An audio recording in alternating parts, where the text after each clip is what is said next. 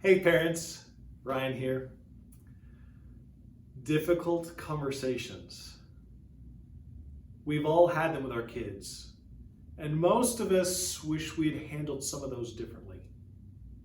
Well, Caroline Kelly, our child life specialist in training, is going to share some tips with us on how to make the most of those opportunities. Check it out.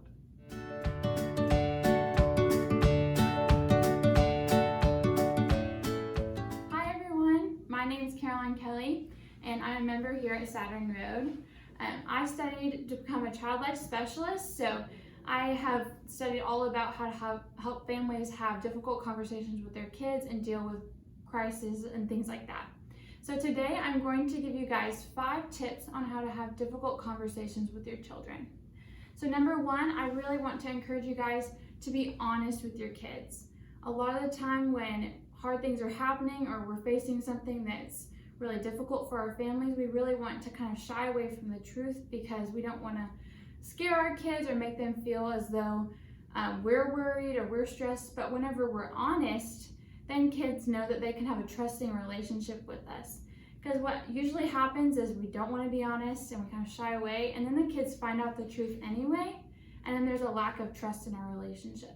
So if possible, be honest, but then provide reassurance. Like, COVID is happening and, people are getting sick, but we're going to do our very best to stay healthy and safe. So that's not lying, but we're not going to say we're not going to get sick or we are going to stay 100% healthy, because you can't make promises like that sometimes, but you can provide some sort of reassurance. Number 2, I want to encourage you guys to prepare your kids when possible. So a lot of times we want to throw our kids into situations because if they're going to get a shot, we don't want them to stress out or freak out and then not want to go.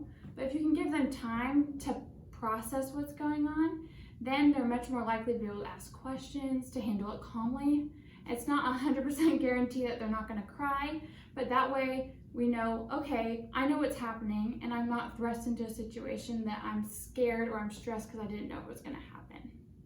Okay, number 3, I want to encourage you guys to use appropriate language whenever possible. So sometimes we want to kind of soften our words or soften our phrases in order to make kids feel like it's less scary.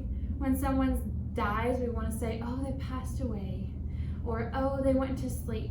And while it's hard to say that someone died, when you say things like they passed away or they went to sleep, that's not concrete. And then kids will make things up in their head. They'll be scared to go to bed. They'll be scared of going to sleep for months, so much that they regress in their sleep patterns. So if we can be honest in our language while still being developmentally appropriate, then they'll be able to process the situation much more appropriately. Number 4, I want to encourage you guys to be vulnerable. It's really hard sometimes to be vulnerable with our kids because we want to be strong for them. We want them to know that they're all okay, that nothing bad's going to happen. But sometimes the best thing that you can do for your child is to just be honest that you're sad too, that you're scared too, that you're upset too. Because if you vocalize those things, then your child knows that it's okay to be sad, or it's okay to be upset, or it's okay to be scared.